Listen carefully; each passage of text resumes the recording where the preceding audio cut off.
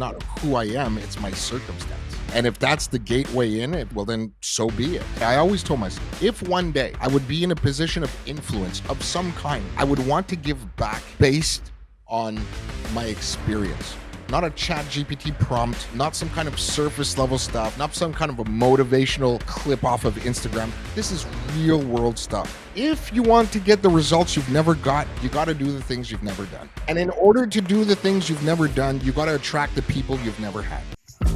Welcome to Driven Loyalty, the podcast with proven strategies and expert insights tailored for automotive professionals looking to maximize retention, enhance customer experience, and drive sustainable growth.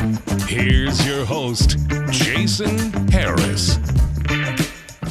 Hey, what's going on, Podcast Nation? It is Jason Harris here, and thank you for joining me on another episode of Driven Loyalty, where I get to talk to, anybody and everybody I really want to talk to when it comes to driving more loyalty in your dealership. And I got a special guest with me. Actually, I'm not even going to call it a guest. I have a friend. with me today, and we are going to have a lot of fun. But hey, we can't make cool content like this without our sponsors. And here's a quick message from our sponsor. This episode is brought to you by Podium. So here's a question for you. What would it mean for your dealership if you had one more employee who worked 24/7, never took a break, and was focused solely on turning every lead into a yes, even the after-hour ones, into test drives, a sale, and ultimately more revenue? Well, let's meet Jerry, Podium's brand new AI BDC. Jerry is a lead conversation machine, ready to jump on every lead that comes in instantly. He can answer questions, keep those leads engaged, and even schedule test drives, all without any direct human supervision. And here's the best part. With a seamless handoff to your sales team, your customers will never even know they were interacting with an AI. If you're curious about how Podium's AI BDC can help you move more cars, check it out at podium.com/SWJ. That's for Strategy with Jason. That's podium.com/SWJ, or just hit the link in the show notes below.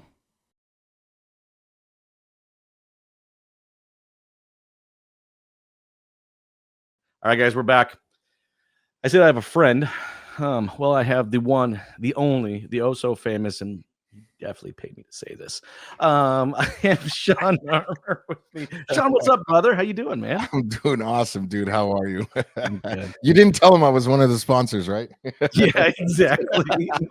Totally paid you to say that. No. Just You kidding. did, right? No. And we've known each other for a long time. This is probably like 5 or 6 times now, and I'm on one of your shows. Dude, for everybody out there watching and listening, Shawn is an amazing human. I'm just going to say that right out of the gate. But not only is he an amazing human, he's also just an amazing car guy. And we, Shawn, we both know some amazing car guy and car gals out there, and it's funny how, over the years, and we even met before the pandemic, and, it's just like how people start making connections, and they start getting into like little groups and stuff like that. And we've always kind of, there's been that group of, real car guys and real car gals. They hang out with each other. That's just how it is. Right. Yep. So, me and Shawn have hung out many times. I've had some really great laughs, and we are excited to get into today's topic. So today's topic, guys, for everybody out there watching and listening, we're going to dive into inconsistent customer experience across departments. All right. Look, I started this series because there is an epidemic of people not being loyal, and I really want our industry to use the word loyalty rather than the word retention, because I despise that word. Well, we can get into that later in the episode. But let's kick this off, Shawn, real quick. For everybody out there that don't know who you are, just give them that origin story, how you started, and what you're up to right now. Sure. Yeah. Started in 2002 washing cars. Probably like most people, dare I say 80 to 90%, got into the business by accident. Graduated in fashion marketing, left school, couldn't find work in my field at the time. So in 2002, my little brother was working at one of the larger dealer groups here in Montreal. And, I reached out to him. I was on my own, scurrying underfoot, trying to figure things out as a young, ambitious, well, not ambitious, but egocentric 20-something-year-old. And he said, yeah, listen, they're always, looking for people, but I'm telling you now, it's probably a washer. And I said, so I don't care. Like washing cars is not who I am, it's my circumstance. And if that's the gateway in, if that's the way in, well then so be it. But obviously it's not a career move, right? So up until that point, I pretty much have done a lot of things in my life. I was an arborist. I did a lot of, I did all kinds of jobs. As a young boy, so as a young man, I should say. Fighter. Yeah. Funny story, actually. I showed up to the interview for a washer job at a Toyota store, one of the largest Toyota's stores here in Montreal, and I showed up in a suit and tie. Nice. This is going to be important for later. I showed up in a suit and tie, and the service manager is looking at me. And at one point, like I noticed it. I'm like, "Excuse me, sir. Like, speak freely. Like, is there something you want to say?" Because it was just on his mind. And he's like, "Okay, well, you do realize that this is to wash cars, not sell them, correct?" and it's awesome. His name is Eric. We actually still speak to this day about this because he's so proud of my journey where I've come. And I told him, yeah, but listen, this is just a testament to the level of professionalism that I'm going to bring. To some people it's washing cars, but to me, this is the gateway in. And if this is what I got to do, well, then let's do that. And what better place to start than at the ground level? For sure, 100%. So again, started off washing cars. It was only supposed to be 3-4 months. 23 years later, here I am. 23 years later. Like, yeah, that's crazy. 23 years later. Yeah, I started off washing cars. Then I went to porter, and I did every job over at Service. And I did used car. I built BDCs. I was a service advisor, service manager, et cetera, et cetera. So that went on for 18 years. I worked at the 6 largest dealer groups here in Montreal. One of them are Mercedes-Benz, largest in Canada. And every single one was an opportunity to learn the business from a different vantage point or aperture, right? Like big box stores, Glengarry, Glen Ross kind of things, more, customer-centric driven the dealerships. The first one I went out, they're celebrating 110 years this year, which was amazing for me. And all along the way, I just learned my craft. I just really learned my craft. Any position I've ever had, I just dove headfirst into it and became obsessed with learning every single crucible about what makes this thing tick. Why a washer? What's so important about a washer? What's so important about a porter? What's so important about booking, service appointments that I did for 4 years? Sure. And then, and then at the cash, et cetera, et cetera. All this combined, had you have told me 23 years ago, I would have said you're crazy. But all of this combined led to BDC Alchemy, which I am the proud owner and founder of BDC Alchemy Inc. Essentially, I assist dealerships in architecting revenue-generating BDCs. And I love the fact you bring up revenue generating, because I got to be honest with you, there's a fair amount of them. They're glorified call centers, but that could be a whole podcast in itself. And Shawn, look, I'm glad, dude, you got bit by the bug. I love it. 23 years, man. I'm with you. It's just like, I can't imagine doing any other business out there. I'm sure if you're out there watching and listening right now, you know exactly what I'm talking about. Like, just once you're in, you got your member card. I got my member card. It's right here. Do you see it? Yeah, exactly. Same right as me. there. That's the member card, baby. Guys, there was a point in time where I had a long flowing locks of hair. I guarantee you. Yeah. This is the cost of membership. Same here. It wasn't flowing, but it was up there. It was up there. Can you imagine me and like some like Fabio looking long hairs? Actually, I can, Jason. I can really actually. See on you. I don't know about me. Okay, fine. All right. I can see it. All right, man. Let's get into this. I love this. I love this topic. I know you love this topic. We've talked about this topic many times, actually, just over some drinks and when we get together and stuff like that. It's just like, look, loyalty is made and broken. All right, by some of the littlest things in our business, and a lot of it just those little things just happen to do with just how inconsistent we are just executing the customer experience across departments. Now, our first topic today, and I'm so glad you picked this. You picked people. All right, but specifically people onboarding. And I'm like, really, man, let's get into like the core foundation of absolutely 100%. Yeah. Hit me with this, man. What's your thoughts? What people onboarding for everybody out there that don't know what we're talking about? Let's get started. For sure. So listen, specifically why I chose this area is because, like I just told you, I'm speaking from experience. I'm speaking from failure. I'm speaking from trying things and it didn't work. And I'm also speaking from the things that did work. I'm also speaking from 23 years of just doing the thing every day. And like I was telling you in the intro, I became obsessed. So unfortunately, and again, this is my opinions, etc. But it has brought me a great deal of success. So first things first, I just want to say this. Like, I love the car industry. It's kind of paradoxical in the sense that it's given me everything, but at the same time, it's also taken away a lot of things. Kind of like you, my hair. Yeah. So the reason why I'm so obsessed, especially today, I always told myself, if one day I would be in a position of influence of some kind, I would want to give back based on my experience, not a chat GPT prompt, not some kind of surface level stuff, not some kind of a motivational clip off of Instagram. This is real world stuff. And one of the areas to which I'm shocked, and I'd love to get your take on this, but I'm in dealerships across the nation. Yep. Texas, Montreal, all over Canada, all over the States, as well as overseas. What the interesting thing, the interesting part, which I do understand why, however, doesn't make it right. The interesting thing that I see time and time and time and time again, specifically to the car industry, we just can't seem to get the onboarding correctly. Sure. You mean I can't throw a set of keys at them and say, "Hey, there's the brochures. There's the brochures. Yeah. There's Like how many times the next up list. how many times has the IT guy been setting up the desk 10 minutes before that new hire comes in? Exactly. Like it's mind-boggling. And I do get it though. So here's the disclaimer. I do recognize that we are governed by a month-to-month business, right? But should we be? I mean, I know I'm gonna find a rabbit hole here, and then maybe it's another podcast. I mean, you like I hate that. I hate everything about that. Well, it's the reality But it isn't.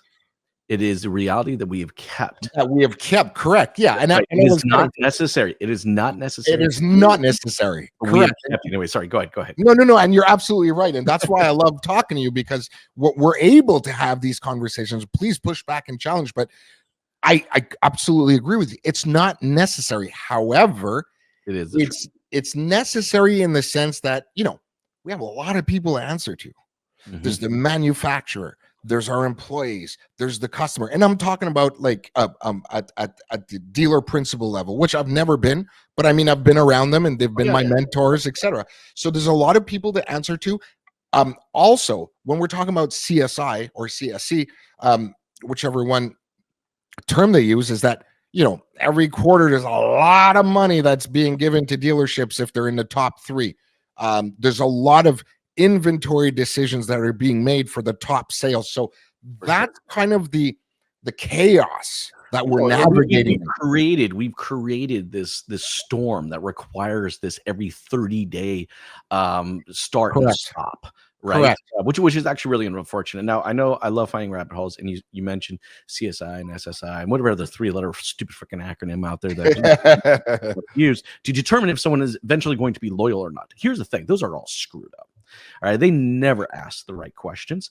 That is never delivered in the most accurate way. It's funny. It's like we're actually one of the only verticals in the world that still use some of these stupid ass surveys to actually figure it out, right? I know I'm finding a rabbit hole, guys, and we are going to get back to the people onboarding, I swear. But I'm going to tell you right now, if you're out there watching and listening right now, and you are responsible at that, what you need to look up is a net promoter score, right? A NPS, a net promoter score, is what every other vertical in the world uses to determine if someone's ultimately going to be loyal, right? Yeah. And they ask one question. And I love it. I mean, there's some variations of this, but primarily it's one question, right?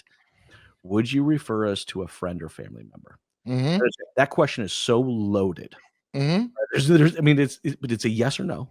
Yeah. But it is such a loaded question. All right. Anyways, because it has to do with, were the people good enough that I would want to refer them to? Was their process good enough? You're right now, everything that you're saying, Jason, is the answer. Those are the answers. So first things first. I've, if I could say it this way, I've developed, I guess, a name for myself in the sense that I don't come from opulence. I don't come from a time where there was HR and we had to watch what we said. Like back in the day, like where I came up, and the fundamentals of my core being came from my bosses that had suspenders and knee-high socks that would smash on the table and say, you do this or get the hell out of here. There was no HR, right? So Yeah. I am not necessarily a person that operates. I don't celebrate mediocrity. Sure, of course. Right. So when I am, I don't have clients. I have partners.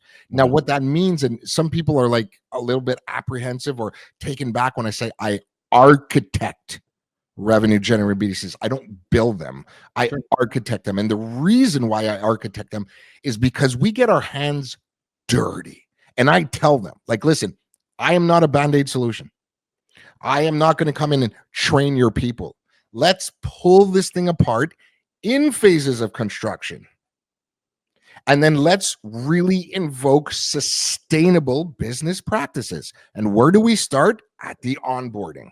Well, yeah, no, I and funny, I actually kind of listen to you. I love the fact that you kind of look at it from a partner perspective, right? Because, like, guys, look, this whole series is all about driving more loyalty, and I'm going to go, and I love the fact that we're talking about people onboarding, right?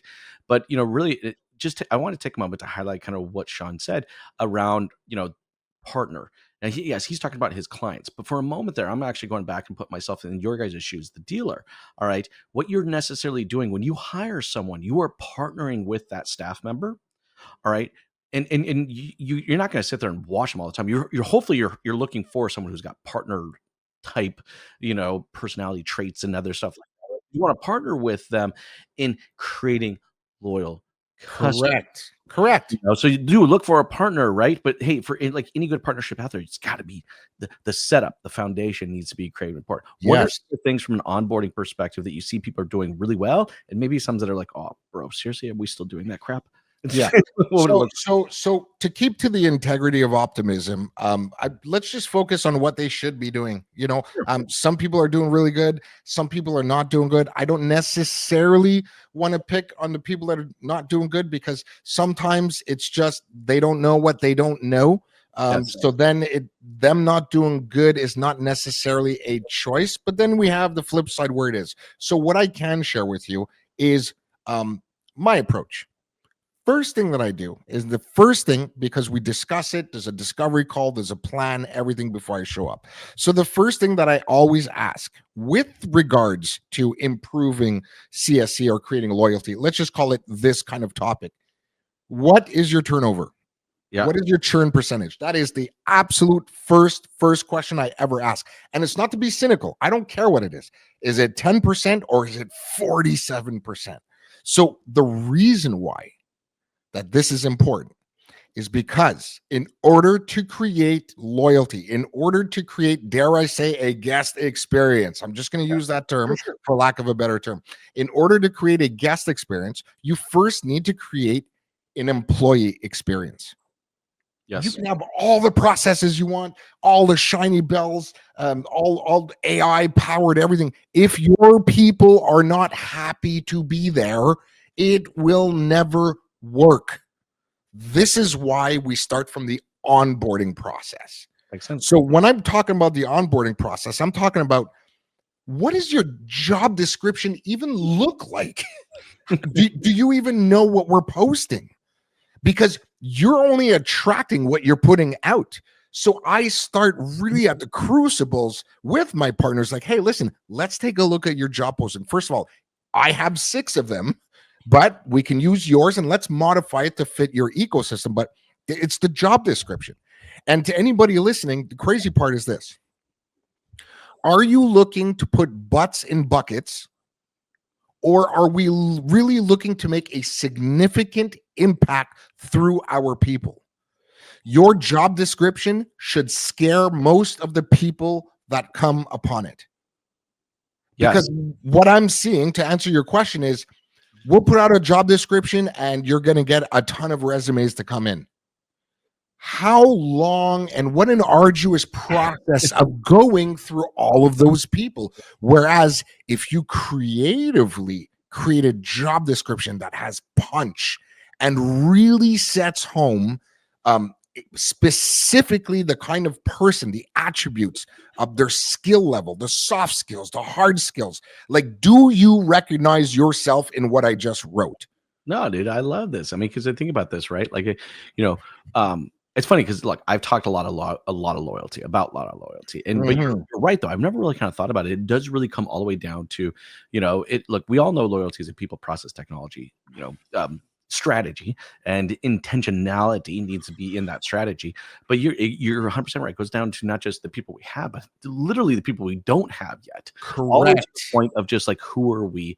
Look, I want my people to be on the same mission as I am, right? Yes. So, like to your point, like if your job posting out there is not talking about your mission of creating loyalty, Yes. creating loyal customers, well, and your job description is just simply a list of talents or things that they need to know to be able to ultimately execute, some part of it, but they need to know that whatever cog in the wheel that they are applying for, all right. The full size of the wheel is with the intent to create loyal customers. And Yep. you're with that. I read job titles all the time. I can tell you right now, that ain't in there, right? The job title is built around whatever, whatever element or whatever part of the business they're ultimately trying to execute on, but never really fulfills the entire major objective, right? Like, I mean, dude, to execute a good mission, everybody needs to know what the objective From is, snout right? to tail, my friend, from snout to tail. And this is and we'll get into this.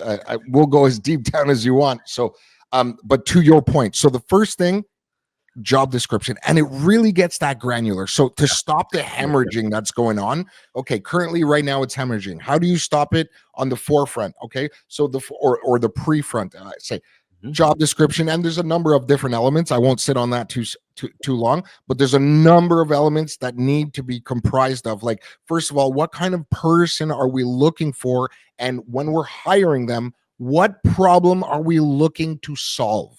Yes. What attributes does this person need, or are we just looking to fill up a position? That's number one with the pre stuff. With the current stuff, you just said it yourself. What's the vision? Yeah. Where are we going? Because without vision, your current people, they're not inspired. No. They're not looking towards anything. They don't feel safe. There's no psychological safety. Like, Well, where are we going? exactly. Right? They have to know that job title and that job description is a part of a much bigger effort and plan, right? Yep. Yeah. And to extend on that, like, if you want to get the results you've never got, you got to do the things you've never done. No, And in order to do the things you've never done, you got to attract the people you've never had. you're right. Because, Okay. well, I mean, think about it. Yeah. What you're currently doing is giving you what you currently have. I mean, let's call it spade a spade. Are you not happy with where you are? Fine. What is the level of unhappiness? Is it a 2 on 10? Is it a 9 on 10? Regardless. But what you're currently doing is giving you what you currently have. So if you want to do something different, if you want to move the needle, if you want to move the vector, well, then we got to do different stuff. And so we have the job description, we have the vision, et cetera, inspiration, etc. One of the most important things that I do when I'm working with my partners is to understand what is going to move the dial when we solve problems at the results level. And I'm going back to how we started this conversation. We Mhm. live on a month to month, we operate on a month to month cycle. I get it. Fine. Fortune 500 companies have the benefit of being in quarters. Q1, we're screwing up. We'll make up for it in Q2. I get it. We don't have that luxury. Fine. But we know that. So why does it have to be a handicap? Why does it have to be a negative? We know that it's month to month. So that means the speed at which we do business matters. So now, when it's so, how can I say this, delicate, Yes. when we solve problems at the results level, it's momentary. Okay, you had a good month, you had a bad month, good month, bad month, bad month, good month, bad month. There's a lot of volatility. Sure. Fine. That will make anybody crazy. I fundamentally believe, and I inject this into all my partners that I work with. I fundamentally believe that to make a significant impact, we need to attack any problem, for that matter, at the systems level. What systems do we have in place with regards to interdepartment communication? No, Like, I'm following. where are we dropping the ball? Yeah, I'm following with this. And now you might use the word systems, and I understand. I probably use the word process, but it's the same thing. Sure, It's sure. whatever processes are getting put in place, to Yes. put this on. I mean, now I will say for anybody out there that is still operating, because I despise the 30-day, and I will try to convince everybody in the world out there to absolutely do that. You will never look. You don't let somebody step up. There's a reason why we get 3 strikes, we're out. All right, you don't step up to the plate one time and get one shot, and then that's it, right? There's a reason why the rest of the world looks at 90 days. Now I happen to find out I prefer a rolling 90 day, right? Because that entire rolling 90 day does include your 3 swings at success, right? Each month, 3 months, you got 3 months to swing at it right there. So if you're out there watching this right now and you're still operating on a 30-day, I still think you're doing a disservice to your people. Because even in professional sports, we give them 3 chances. And then we base their results and their efforts and their performance off of those at least 3 attempts. But the fact that we have 1 attempt and that's the other crap part. You have a good month, right? You're only measured by what? The last month you had. So like if you had 2 great months, you got 1 bad month, all of a sudden you're the bottom of the barrel. Anyways, I digress. I want to go back to your process because I'm with you. Systems is everything, right? Yes. Another thing that ultimately affects the experience, and bad experiences definitely affect loyalty, is just a piss poor, ridiculous handoff. Too often as operators, you guys are managing your business in silos. No one should ever be managing. Just because it's siloed on your P&L doesn't mean that you need to culturally silo. That's All a right, good point. your That's a business. great So point. let's get into kind of. I love this idea of a flow chart to assist with this because I think it's a great process. Walk me down through, what that communication flow chart looks and how that helps the process of handoff, which ultimately just creates a better experience for everyone. Yeah. Well, those that know me and those that I've dealt with, and a lot of dealers. So I had the luxury coming up based on my story of I came up, my first 11 years was in the service. Then the advent of digital retailing came in, and then we started selling cars online, right? So I was kind of part of that process. But for the first 11 years, what I saw was chaos. Sure. And I don't mean to be, vindictive or adversarial. Let's call a spade a spade. Chaos. Let me explain. I was led to believe, which I still believe today, which I've incorporated into my business methodology and structure. That's why it works. Everybody gets invited to the table. There's no silos, right? Mm-hmm. So I was always my fundamentals are sales makes customers and service keeps them. Yes. You're spending all of these marketing dollars on the front line, on the front end to attract, like I'm not a marketer by any, there's GA4, there's all kinds of, your third parties, all the leads that are coming in, millions of dollars are spent basically, right? We get these customers in, and it kind of feels to me like it's more transactional as opposed to a relationship building. So we sell them the car, and then where does everything fall apart? The minute they drive off the lot. Right. So there's a disconnect between the sales and service to me that's been there for the last 23 years. Yes, 100%. Right. So what I do when I'm architecting, when we're looking at this from a different lens, we need to back up and then look at it. Okay, first things first, segment your departments. Yes. Segment your departments before creating this flow chart that I'm talking about. You got to segment it. Parts is a department, service is a department, lease end is a department, sales is a department, BDC is a department, et cetera, et cetera. Segment your departments. That's the first things first. Then within your department, you know how you have a road to sale? Yep. There should be a road to the appointment. Of course, 100%. Right? So find the road to the thing in each one of these segments. Once you're in these segments, and again, we're talking about flow charts, right? Once you're in these segments, that's where you get really, really surgical and pull them apart. I will explain. And that's where better experiences are created. Well, it's critical because when we're talking about, let me ask you a question, Jason. You've owned and operated a dealership, and you've been in and out of dealerships for over 2 decades. Yep. Let's talk about, and I'm going to put you on the spot. Let's talk about service appointment. Jason books an appointment. He's a guest. Jason books an appointment and shows up at the dealer, correct? Yes. I have really surgically pulled this apart, but I just want to see, I want to get your guess on it. How many touch points are there per person per appointment at service? How many touch points? How many different people do you feel are touching that person, that experience? Yeah, at least 4 or 5, right? Okay, there's 8. There's 8. I was going to say, and look, and if there's 8, it's here's the thing, and I'd love to get your thoughts. It's not necessarily how, and I do believe there's opportunity to streamline. I'm 100% streamline, but to your point, kind of like the handoff. If the handoff isn't smooth, the customer feels it, right? Look, we see this more often in the sales side, maybe than we sometimes do on the service side, right? Like, customer says, "Yes, I want to purchase it." What do we say? Slow down. Whoa, hold on. What did you just say? Yeah. Oh shit, let me go get some paperwork. Yeah. Gotta go let 3 or 4 other people know. Yeah. You're gonna need wait about at least 30 minutes to talk to a whole nother person, even though me and you've been talking the last 3 and 4 hours, right? I gotta get my manager over here. You're gonna have to get some, you know what I mean? Like, it's just an arduous process. The handoff is so obvious. So when handoffs are really bad, what they do is they create operational mountains and valleys.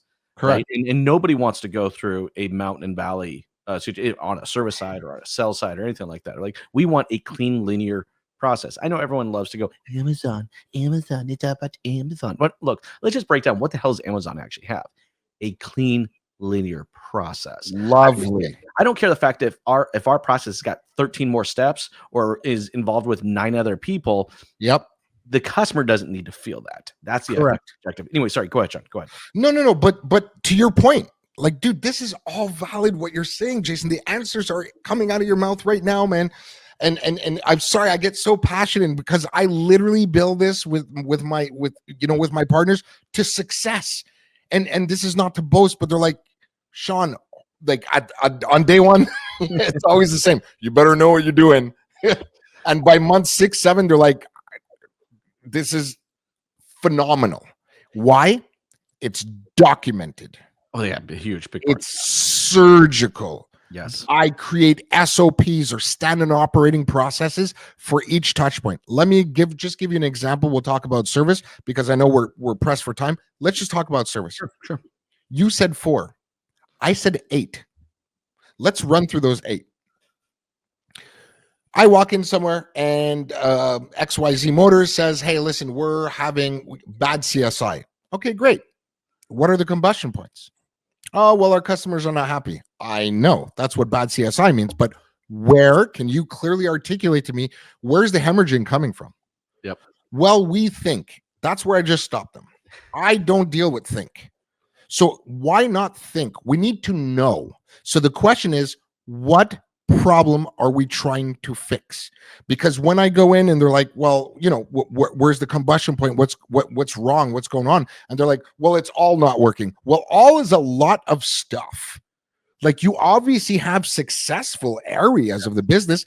Let's touch them down. So I call them touch points. That's what I mean by a flow, a touch point. So I'll give you a rough example. I'll give you a rough example of what we spoke about. I created something called the customer service cycle. What happens with every single customer that has come for service? Each one. So if you have 75 to 100 appointments a day, this process needs to be replicated 100 times. Yes.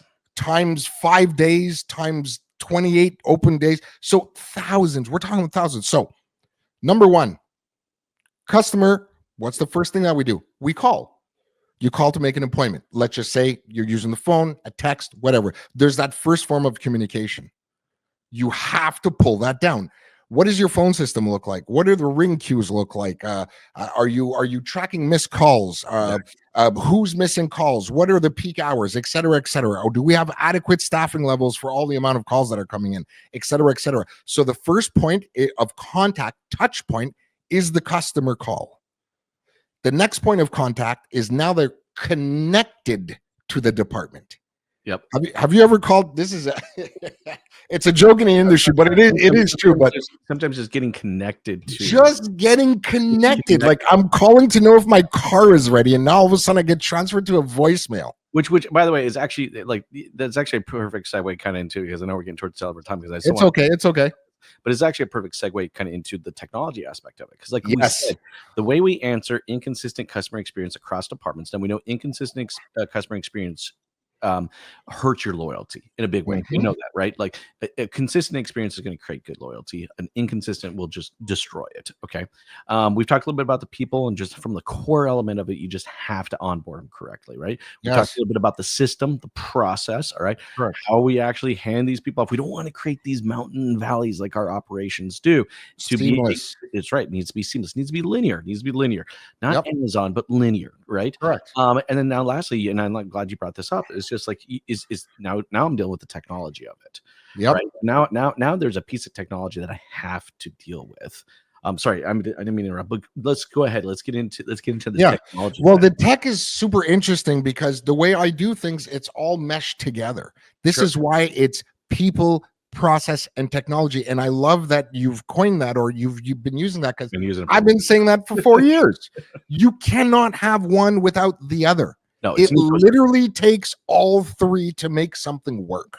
Yes. So now when we're getting into the technology part, when I was just talking about those 8 service touch points, literally 8, and inside of each 8, which piece of technology is doing what?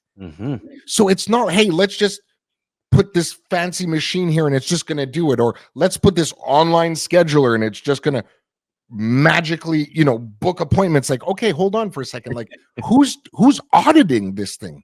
Are you periodically checking? Did you try and make your own appointments on your own website? Yes. For the people, go ahead. Did you try to have a conversation with your own staff? Yeah, with the bot, with the staff, the phone calls. Like with the phone calls. I think dealers would be surprised because who calls into their own business? No one does. Right? Just if you're out there watching, listening, if you didn't get anything from this episode anywhere from you just got one thing out of it. Call your dealer. I just want you to call your business. That's it. Sorry, go ahead. Do your own mystery shop. like you just asked the question, who calls it?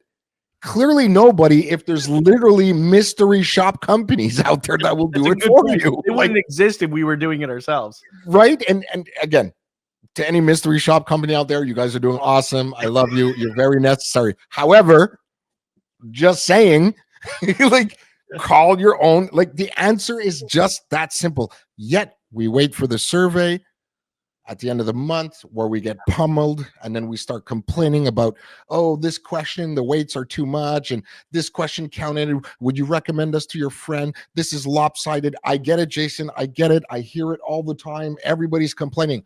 I don't care. I don't care. Why? Because it's irrelevant. Pick up the phone on a weekend and call your dealer. You will get all the answers you need. Well, because you're right, 100%. Because here's what's going to happen. You're going to go through your people. So you're going to do a little people check, right? Yes. You're going to experience the process or the system that that's funny. I'll say process. You say it's the same thing. Right? It's a series of efforts that are required to get something done. All right. And then lastly, you're going to engage at some point with the own technology that you ultimately bought into, right? Look, if all three of these things are not in sync with each other, right? Dude, there you go. You're gonna make an inconsistent customer experience. Look, I know we're at the tail end of our time today, and I feel like when me and you jammed it, we could go. You got to give us at least an hour and a half, right? 30, 40 minutes, man. That's tough, but we can do it. We did it.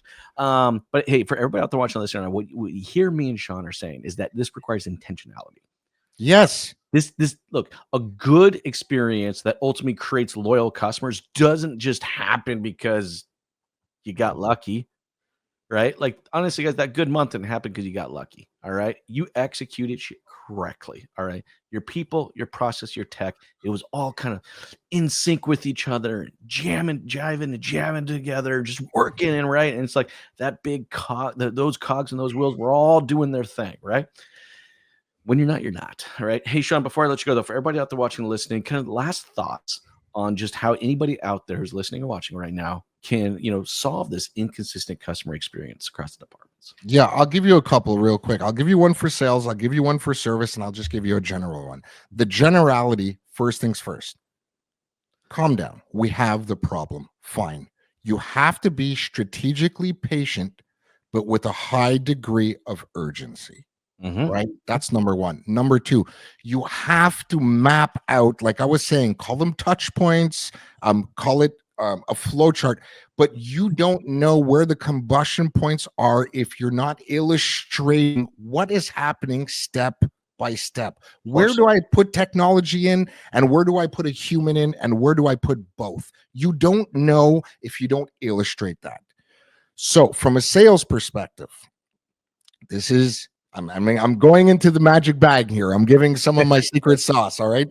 From a sales perspective, what I do all the time, go on your sales floor and you want to start to create a guest experience. You want to start to create a good cross department communication or operational efficiency. Let's call it.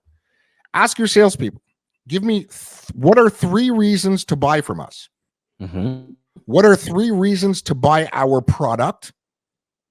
And what are 3 wows about this organization? Have we won a President's Choice Award 2 years in a row? Are we involved in the community? Are we donating to Meals on Wheels? Have we bought lunch for in elementary school? So I call it the 3-3-3 technique. 3 reasons to buy from us, 3 reasons to buy your product, and 3 wows. If they don't know that, that's where you need to start. That's what I mean by an employee experience. If they're not proud of where they're working, I'm sorry, but that's somebody's fault.